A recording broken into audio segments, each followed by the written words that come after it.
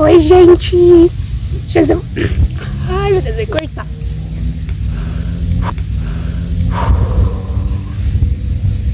Oi, gente. Tudo bem? Sejam bem-vindos ao meu canal. Hoje a gente vai aqui, eu quero falar com vocês de um tema muito importante. E vou estar trazendo mais vídeos, vou fazer uma série de vídeos de conteúdo sobre. E esse vai ser o primeiro conteúdo sobre anorexia nervosa, transtornos alimentares. Só que a gente vai falar mais específico aqui com vocês sobre anorexia nervosa. Eu tô aqui com o meu roteirinho que eu fiz, que eu trouxe algumas informações científicas e verídicas, porque eu quero trabalhar com um pouco de ciência com vocês e também, na minha opinião, em algumas coisas. Só que eu queria trazer uma base científica para não falar, isso é achismo da minha cabeça, isso é, eu acho que... Então eu trouxe algumas referências boas pra gente trabalhar aqui no vídeo. Aí eu falei aqui pra não me perder, aí eu explico pra vocês com tudo que eu reuni aqui. Bom, né, como eu já falei, a gente vai falar de anorexia nervosa. Só que antes de entrar específico nisso, eu queria abordar com vocês o termo transtornos alimentares, porque a anorexia está dentro de transtornos alimentares. Então, para não jogar assim, não ficar meio sem sentido, né? Antes eu queria falar sobre isso. Aqui eu tenho uma explicação inicial para vocês. De forma simples, transtornos alimentares são condições em que a relação da pessoa com a comida se torna desregulada ou prejudicial. Não é só comer mais ou menos, então tipo, não tem a ver com tô comendo pouquinho, tá comendo mais. É mais profundo do que isso. São comportamentos, então assim, se tratando de transtornos alimentares, a gente vai falar muito sobre o comportamento. Então assim, existe o que a gente conhece como nutrição comportamental. Então assim, por se tratar de transtorno, a gente vai precisar de uma equipe multidisciplinar, mas são condições multifatoriais, são multifatores ali. Mas a gente tem sim que ter atenção no comportamento dessa pessoa que fala muito sobre isso. Não sendo um ponto central, mas aborda muito. Como eu disse, não é só comer mais ou menos, são comportamentos persistentes que afetam tanto a saúde física quanto a mental, que era basicamente o que eu estava falando aqui com vocês. Quando a gente fala de transtornos alimentares, a gente não está falando só de comida, só de refeição, só ali, a pessoa que não come isso ou aquilo. Transtornos alimentares são muito específicos e dá para se aprofundar muito para entender. A gente acha que transtornos alimentares tipo, é isso e é só isso, só que é muito mais profundo do que isso, e tem vários subtipos, dá para entrar muita coisa. Mas hoje com vocês eu quero abordar especificamente a anorexia nervosa. Bom, aqui a referência científica que eu trouxe de um artigo que eu li, né? Segundo o artigo publicado no site Cielo, os transtornos alimentares podem ser entendidos como um conjunto de síndrome cuja característica central é justamente essa, a relação anormal com a comida. Então, a característica central de transtornos alimentares geralmente vai ser essa. O ponto central ali é a relação com a comida, com o corpo. Mas quando a gente fala de transtornos alimentares, a gente vai sim ter que falar de comida, de refeições, porque acaba sendo um dos pontos central ali. Outro ponto que eu trouxe de dados oficiais. Daqui eu fiquei chocada, gente. Tá passando um avião aqui. Nossa, que lindo. Assim, não é um avião, né? É uma espécie de jatinho, não sei. Enfim. Dados oficiais que eu trouxe, para vocês terem uma ideia da dimensão do problema, porque transtornos alimentares são um problema, nós sabemos, é uma patologia e tem um índice de mortalidade bem alta, ok? Então preciso que vocês guardem essa informação de que transtornos alimentares é uma patologia e sim, o transtorno alimentar mata, infelizmente, então se atentem a essa informação, que eu acho muito importante ressaltar isso, né? Como eu tava falando assim, para vocês terem uma ideia da dimensão do problema, de acordo com o Ministério da Saúde, mais de 70 milhões, vocês têm noção, mais de 70 milhões de pessoas no mundo sofrem com algum transtorno alimentar, incluindo anorexia, bulimia e compulsão alimentar. Até, tipo assim, compulsão alimentar eu queria falar mais específico em outro vídeo, porque confundem muito compulsão alimentar, descontrole alimentar, comer emocional, transtorno alimentar da compulsão periódico, confundem muito e dá pra explicar, para saber diferenciar e saber onde se enquadram certinho. Se vocês quiserem esse vídeo, comenta aqui embaixo que eu trago pra vocês explicando para saber diferenciar, porque é muito importante a gente saber diferenciar esses transtornos para entender, porque eu tenho compulsão alimentar e às vezes não é um comer emocional, ou às vezes não é isso, é só um hábito que você tá tendo. Então é importante diferenciar para entender e você conseguir se ajudar. Mas sempre procure um médico, tá? Sempre procure um médico, procure um nutricionista, procure um psicólogo, tá? Sempre vou reforçar isso. Bom, continuando aqui com vocês, então tem bastante coisa que eu gostaria de trazer. Agora a gente vai partir para o tema principal do vídeo, que é anorexia nervosa. O que é anorexia nervosa? Agora que a gente entendeu o que são os transtornos alimentares, vamos nos aprofundar ainda mais em anorexia nervosa, que é um dos mais conhecidos. Quando a gente fala em transtornos alimentares, sempre vem bulimia e anorexia nervosa. Mas existem muitos outros subtipos de transtornos alimentares. Outros tipos, na verdade, não são, acho que subtipos são outros tipos.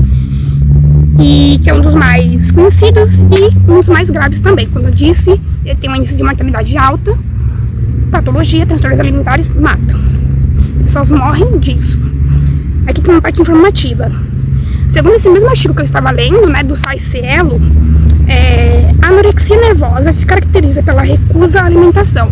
Então vai ter sim uma recusa à alimentação, a pessoa não querer comer pouco, mas vai inicialmente ter a recusa à alimentação.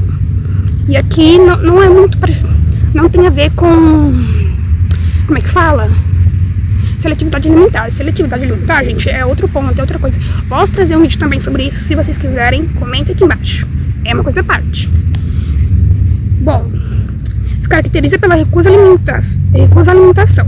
A pessoa vai recusar se alimentar. Isso associado a uma alteração na percepção de forma e do peso corporal. Então a pessoa vai ter uma alteração que na percepção da forma corporal dela, do peso corporal dela, ela vai ter uma percepção diferente. Às vezes a pessoa fala assim, nossa, mas você tá magra, seu corpo tá bonito. E ela vai se achar que não tá magra, que tá gorda, que tá acima do peso. Ou se você tiver um cara que treina muito, né? E ele vai achar que ele não tá grande, só que você vai falar pra ele que ele tá grande, que ele tá forte, que ele tá com o corpo legal, e ele vai achar que não é suficiente. Vai começar a ter umas percepções alteradas do seu peso e corpo, tá bom? Outra coisa, isso que eu acabei de falar, leva a uma preocupação exagerada, como eu já havia explicado aqui, e descabida com a possibilidade de ganhar peso. Então, através disso, a pessoa vai ter uma preocupação exacerbada, vai ficar super preocupada em, tipo, isso que tem muitas calorias, quanto que eu vou ganhar de peso. Então ela vai ter essa preocupação. Opa. Gente, caiu, mas como eu tava falando, vai ter uma preocupação exacerbada com estar ganhando muito peso e estar preocupada com isso. Isso assim, associado a muitas coisas, né? Vamos lá. Bom, a palavra anorexia, eu acho muito importante a gente trazer essa definição. A palavra anorexia vem da ausência de apetite. Então, existe uma ausência de apetite. Mas, na prática clínica, significa uma restrição alimentar extrema. Então, na prática clínica, é uma restrição alimentar extrema em busca de um corpo magro, segundo padrões que não têm relação com a saúde. Principalmente nós, mulheres, sabemos que o padrão de beleza, né, é sempre uma hora tá com o corpo assim, uma hora tá com o corpo magro e tira, põe, e faz lipo, e faz procedimento. Então, é um pouco disso também. Acho que atinge um pouco mais as mulheres do que os homens. Apesar que eu quero pontuar aqui que homens também têm transtornos alimentares, ok? A incidência acaba sendo maior em mulheres, eu vou comentar disso mais pra frente com vocês. Outra coisa que eu queria falar, né? De acordo com o CID, que é a Classificação Internacional de Doenças, a anorexia ela pode ser definida por uma perda de peso superior a 15% ou por um índice de massa corporal igual ou abaixo de 17,1. Essa perda geralmente ela é autoinduzida, por meio de restrição alimentar. Caiu de novo, gente, calma. Por meio de restrição alimentar. Uso de laxantes também. Exercícios excessivos ou anorexígenos. Conseguiram entender aqui? Ok. Podemos estar prosseguindo, né? Ok. Bom, sobre isso aqui, falou aqui o seguinte. Que é sempre tipo, tem que ter uma perda de peso. Sim, isso é verídico, só que não necessariamente é assim, porque nós vamos, como eu disse pra você, transtorno alimentar é muito comportamental. Então, às vezes, uma pessoa que ela não tá abaixo do peso, que ela tá saudável, que o IMC dela tá ok, a gente não pode só levar isso em consideração pra gente falar do transtorno alimentar dela, pra falar da condição alimentar dela. Por quê? O que acontece? Ela pode ter os comportamentos de uma mesma pessoa que tem um transtorno alimentar que tá abaixo do peso, mas por ela não tá abaixo do peso ainda, o que é bom, né? As pessoas pensam, então não tem transtorno alimentar. Só que a gente tem que pensar que a anorexia nervosa, transtornos alimentares, o peso sim tem relação, o índice tem relação sim, mas só que não dá pra gente somente se basear nisso pra diagnosticar. E claro, existem profissionais específicos para diagnosticar transtornos alimentares, não é qualquer profissional, até onde eu entendo. Eu acho que o nutricionista ele pode perceber algumas coisas e indicar para o profissional específico, um psiquiatra, um psicólogo, não tenho certeza, acho que ele pode indicar bem certinho, mas acho que quem faz esse diagnóstico, por ser diagnóstico clínico, eu acredito que é médico psiquiatra, até onde eu entendo. Gente, perdão de estar caindo, tá? Perdão. Eu não estava contando com esse evento, preciso comprar um tripé melhor. Eu espero de verdade não ter que gravar esse vídeo, mas se tiver tudo certo, porque eu tô gostando muito de gravar o vídeo. Continuando aqui com vocês, né? Isso que eu tava falando. Então, assim, também há muito exercícios excessivos. A pessoa, tipo, corre 20 quilômetros, sem comer, sei lá, faz muitos exercícios, sabe? Tipo, fica horas na academia, assim, que ela podia... O treino dela, sei lá, tipo, é 30, 45 minutos, no máximo uma hora, ela perde 2 horas na academia e fica lá obsessiva com isso e quer ir pra academia todo dia, não tem tempo de descanso e faz muitos esportes. Por isso que me preocupa hoje em dia com os triatlon, né, triatlons da vida, porque existe muito um gasto calórico e nessa onda de canetas emagrecedoras me preocupa mais ainda, porque eu vejo, tipo assim, gente, eu não sou contra, eu constante de nutrição, futura nutricionista de verdade, eu realmente não sou contra com o uso de canetas para perca de peso, mas assim, tem que ter uma recomendação médica, tem que ter um acompanhamento médico, um acompanhamento de nutricionista, psicólogo, e realmente ver se a pessoa precisa disso, porque às vezes nem é o caso. O que eu sou contra é o uso indiscriminado por pessoas que não precisam para perder 2, 1,5 kg, 3 quilinhos. O que eu vi em aula, que é para dar um startzinho, ok, legal, mas assim, ainda assim, eu acredito que existe a necessidade sim de um acompanhamento médico, um acompanhamento profissional, entendeu? Saber onde você vai comprar, tá entendendo? Ok, não sou contra, mas me preocupa muito, porque aí essas pessoas fazem, tipo, academia, fazem exercício, fazem esportes, então assim, já tem um gasto de caloria alto, entende? E aí, atrelado a isso, a pessoa ainda vai e faz uso de canetas emagrecedoras. Isso me preocupa bastante. Eu acho que daria pra gente apontar isso, trazer algumas referências, estudos. Eu vou pesquisar sobre se isso tem alguma interferência com transtornos alimentares, se tem alguma correlação, porque eu tenho ficado muito preocupada com a nossa geração Ozempic, entendeu? A geração Mounjaro, a geração Momon. Tá entendendo? E a constante nutrição, futura nutricionista, eu sei que eu vou ter que estudar muito isso, porque os pacientes vão chegar pra mim pra ser atendidos, provavelmente já perguntando sobre isso, falando, eu já tô fazendo uso, e cabe a nós, né, profissionais da área de saúde, tá orientando, tá conversando e passando a informação correta, informação verídica, entendeu? Com base científica. O que mais eu tenho pra falar aqui com vocês ainda? Dados importantes. Ainda sobre a anorexia nervosa, é uma condição grave, isso já tem que estar bem claro para vocês, que é uma condição grave.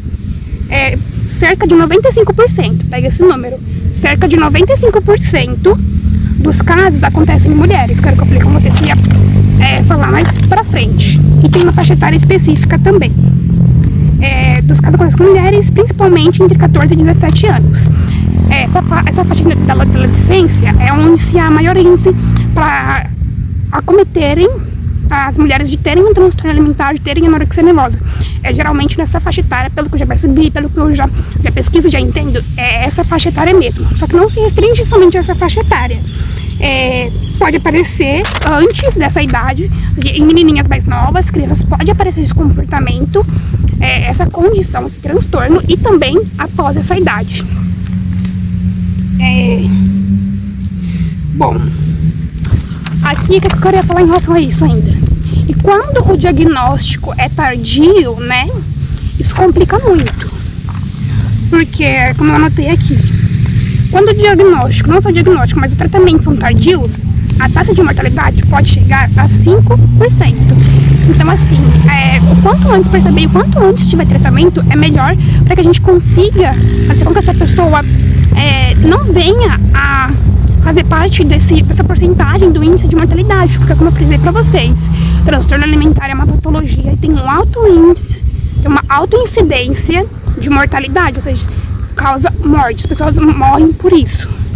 Então, quando, tipo assim, perceber um comportamento assim na sua prima, na sua irmã, na sua família, sua cunhada, em quem quer que seja, já vai conversando assim, pra entender o que tá acontecendo. Fala pra procurar um médico, procurar um profissional, esteja aberta para essa pessoa conversar com você, se aconselhar com você, ok? Bom, e aqui pra outras coisas que eu queria falar do Ministério da Saúde. O Ministério da Saúde, que eu peguei no site lá, explica que na anorexia nervosa a pessoa começa a restringir a alimentação, que é o que eu já falei pra vocês. Existe uma ausência de apetite e, como no Ministério da Saúde está falando, há uma restrição da alimentação. A pessoa começa restringindo a alimentação, muitas vezes com uma dieta comum. Então começa assim, uma dieta comum, vem uma dieta, eu vou fazer, tal, só que começa a se limitar o número de calorias, o número de alimentos que comem, começa a cortar carboidrato, começa a tirar certos macronutrientes, certos alimentos.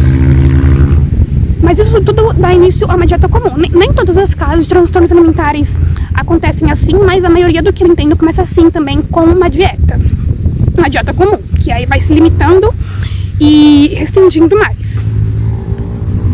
Vamos ver. Tá. Mas, com o tempo, essa alimentação se intensifica, que foi o que eu falei. E isso leva a uma grande perda de peso. Então, toda essa dieta que começa comum e vai se limitando, vai levar a uma grande perda de peso. Isso se tratando aqui, gente, de anorexia nervosa, ok? Vai se levar a uma grande perda de peso em pouco tempo, inclusive. Mas isso pode variar, às vezes foi em questão de anos, às vezes foi em questão de meses.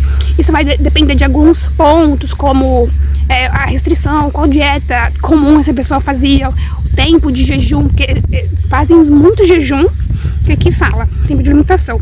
Isso leva a uma grande perda de peso, e o jejum, que fazem muitos jejuns intermitentes, jejuns de várias horas. Então esses jejuns acabam fazendo parte da rotina de meninas e pessoas que têm transtorno alimentar, anorexia nervosa. Então começa a fazer parte da rotina, tipo, é normal ficar, 20 horas, 16 horas, ou dias sem comer alimento sólido, só tomando alimento líquido, só tomando café, enfim. Não vou falar muitas coisas aqui pra não ficar dando gatilho e não dar ideia, porque minha ideia é coercível, de conscientizar para que não se tenha esses comportamentos, ok? Fique bem claro aqui. Uma perda de peso, jejum recente passa a fazer parte da rotina, que foi como eu falei. Muitos quadros acabam evoluindo para desnutrição. O que eu quero falar sobre isso? É aquele mesmo assunto que eu falei já aqui no vídeo, que independente se a pessoa tá abaixo do peso ou acima do peso, eu já entendi isso como estudante de nutrição, enquanto fazendo faculdade, universidade, que a pessoa pode estar desnutrida e tá acima do peso, tá com obesidade, e assim ela pode estar abaixo do peso e também tá desnutrida. Mas como que a gente tá falando de anorexia, toda essa perca de peso vai causar sim uma desnutrição grave, em alguns casos. Bom, agora eu quero partir para vocês com um relato pessoal meu, que eu desenvolvi. Eu tenho condição de anorexia e hoje eu ainda tô vivendo com anorexia nervosa. E eu quero trazer os vídeos, vão ser mais sérios sobre isso, então agora eu vou trazer pra vocês um pouquinho do meu relato pessoal, porque eu ainda tô vivendo isso, eu tô passando por isso. Então assim, é uma loucura, porque eu sou cristã, sou estudante de nutrição e tô tentando fazer um vídeo pra conscientizar. Enquanto eu sou portadora disso, eu tenho essa condição e tenho passado por isso. Então se alguém se identifica com isso, por favor, vem fazer parte do canal, porque vai ter muito conteúdo sobre. Bom, vamos lá. Essas definições que eu trouxe pra vocês aqui no vídeo, elas fazem muito sentido com coisas que eu vivi, coisas que eu vivo enquanto uma mulher adulta com anorexia nervosa. Eu vivi isso, essa relação difícil com a comida, e ainda vivo com a comida e o corpo. Isso aí, quanto isso pode impactar não só a saúde física, mas também a saúde mental, a vida acadêmica e social. Bom, o que eu queria falar sobre isso? Eu desenvolvi, foi na faixa etária mesmo, ali dos 17 anos. Então assim, nos 17 anos eu percebi que outras amigas também passaram por algumas situações. E 17 anos é uma coisa que, tipo, foi nessa faixa etária, então aí eu tive uma perda consideravelmente rápida, mas foi questão de alguns anos. Só que para outras pessoas foi muito rápida. Não vou abordar muitos números aqui, quem quiser saber um pouquinho mais específico, tem lá no meu Instagram, que eu vou deixar no link aqui, vocês seguem para acompanhar. Mas aí eu fui emagrecendo, passei por alguns estágios, tive alguns problemas, intestinais, e aí eu migrei para a faculdade de nutrição, e esse tem sido o semestre para mim mais difícil como estudante de nutrição. Primeiro, academicamente, que tá muito difícil realmente para todos da turma. Isso foi conversado entre nós, colegas de turma. E o que mais me chateia é que, tipo, eu entendo que eu tenho que comer, só que eu não como, eu fico ansiosa. Nesse meio tempo, eu passei a fazer terapia, graças a Deus, faz um ano que faço terapia. Quero continuar trabalhando, quero continuar tendo dinheiro em nome de Jesus para poder fazer terapia, porque eu sei o quanto é importante. Então, se você aí que tá vendo esse vídeo ainda não pensa em fazer terapia, acha que terapia é coisa de louco, é isso, é aquilo, por favor, vai fazer terapia. Se quiser, posso contar até minha psicóloga, ela que é uma diva, tá? Online, uma querida, tá? Acho que para todo o Brasil, talvez até para fora do Brasil, enfim. Voltando aqui. Aí, foi indo, perdi bastante peso. E eu passei por alguns estágios, tipo, fica muito magra. Eu corria 2 vezes no dia, 7 dias por semana. Então, tipo, era, sei lá, 7, então era 14 treinos de corrida. Corria muito, restringia muito, fazia exercícios excessivamente, fazia uso de laxantes, que eu acho que foi uma coisa que eu não abordei aqui, mas existe sim um uso de laxantes, né, em transtornos alimentares e outros métodos para se perder peso. Só que ao longo desses anos, gente, eu perdi muito mais do que peso. Eu perdi qualidade de vida, eu perdi tempo com a família, tempo de qualidade com amigas e amigos. Como que eu vou para encontros, para date? Eu nem ia, porque eu tinha que saber o cardápio para saber se tinha algo saudável, para saber se eu conseguia saber as calorias para ir. Muitas vezes eu acabava nem indo, aceitando nem ir a encontros por conta disso. Então, assim, mexeu com toda a minha vida, bagunçou toda a minha vida, minhas questões hormonais estão uma loucura. Eu ainda tô no ponto de talvez desenvolver a amenorreia, que é tipo assim, interrupção da menstruação, basicamente, muito por conta da minha restrição. E hoje em dia eu ainda tenho alguns comportamentos, sim, desses que eu mencionei aqui. E, gente, é tão difícil, sabe? Eu sinto que eu tô sozinha, às vezes sinto que ninguém me entende, não tenho ninguém para compartilhar, mas tem o YouTube, temos redes sociais, e eu quero falar sobre isso pra que nesse processo eu consiga me recuperar bem e, sabe, e ficar feliz, ficar bem, ver se eu melhoro realmente disso. Porque eu tenho remissão de transtornos alimentares, eu ainda não acredito na cura, mas eu creio que Deus é o impossível. E eu penso muito nisso, sabe? Eu tô lendo que a gente é uma vista linda. E assim, tem sido muito difícil, tanto pra mim, pra minha família. Eu cheguei a contar pros meus pais. Foi bem difícil. E agora eu tô naquela parte do transtorno alimentar, né? Parte não, né? Na fase que existe uma perda de peso. Então assim, é o que eu quero frisar aqui. Toda restrição leva uma compulsão. Toda restrição leva uma compulsão. E eu não acreditava, eu falei, não, isso não vai acontecer. Mas isso aconteceu em muitos casos que eu vi de meninas que, por muito tempo restringindo, houve um tempo que houve momentos de compulsão. E é isso que eu tô vivendo, você acredita? Eu tô pagando com a língua, eu tô vivendo exatamente isso. E tem sido tão complicado, tem sido tão difícil, porque toda a minha restrição tem sim levado uma compulsão e eu tenho ganhado, sei lá, metade do peso que eu perdi durante esse tempo. Então agora eu quero cuidar da minha saúde, eu quero emagrecer de novo, só que ainda tem esses pensamentos, esses hábitos, essas atitudes. Então assim, tá tudo bem confuso, mas eu acho que eu consegui resumir bem pra vocês e trazer o que eu queria trazer pro conteúdo do vídeo. Então galera, se cuidem, pensem bem, sabe? Abraça, não julga, acolhe quem tá passando por isso, quem tem essa condição. Nós precisamos de ajuda, precisamos de pessoas que nos acolham, que nos ouçam e não julguem, sabe? Que essa é a pior coisa que pode acontecer. Nós queremos ser ouvidas, queremos só ter saída, porque transtorno alimentar, ninguém escolhe do dia pra noite, eu quero ter um transtorno alimentar. Quando eu fui ver, já tava lá dentro, já tava fundo, sabe? Não só, eu quero ter um transtorno alimentar. Não, quem sem consciência ia ter uma patologia, a gente escolheu ter uma doença. Então não escolhi, tá? E acho que ninguém escolhe. Podemos terminar por aqui com essa minha frase. E se você ficou comigo até o fim do vídeo e acompanhou todo esse movimento aqui, quase com o vento caindo, quero te dizer muito obrigado, muito obrigada. Ainda não se inscreveu? Se inscreve, deixa o like, compartilha o vídeo. Eu acho que é uma pauta muito relevante. Nós da área da saúde, não só nós da área da saúde, qualquer pessoa que se interesse e acha importante falar sobre, a gente precisa levantar essa pauta, falar mais sobre isso, porque existem muitas coisas acontecendo.